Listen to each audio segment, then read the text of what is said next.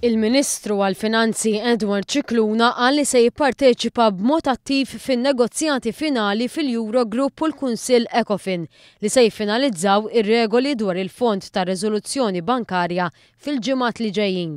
Cicluna qal dan waqt l-inawgurazzjoni tal-ferra l-ġdida ta' BenefBank f'Raħal Ġdid. Il-Ministru Cicluna qal li permezz ta' dan il-fond l-Unjoni Ewropea qiegħda tqiegħed mekkaniżmi li f'każ ta' falliment bankarju jiżguraw li d-depożiti ikunu mħarsa. Il-Ministru għall-Finanzi żied jgħid li l-Gvern huwa ħerqan biex jaħdem mill-qrib mal-banek lokali fuq inizjattivi varji li se jitħabbru fil-ġimgħat li ġejjin bħat Third Pillar Pension Scheme. Il-Professur Cicluna nota wkoll is-saħħa li għandu s-settur bankarju f'Malta għaliex wera ruħu stabbli fi żmien il-kriżi finanzjarja mingħajr ma kellu bżonn bailouts mill-Gvern bħalma ġara f'membri stati oħra. Żied li l-Gvern huwa impenjat li jkompli jsaħħaħ is-settur bankarju u jintroduċi dawk il-mekkaniżmi leġislattivi li jgħinu lis-settur jespandi filwaqt li jipprovdu serħan il-moħħ lid-depożitanti.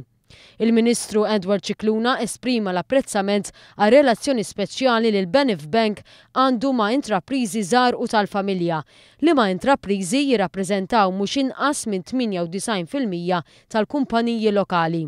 Fl-istess ħin irrefera wkoll għal mod kif il-bank baqa' jifrex l-operat tiegħu.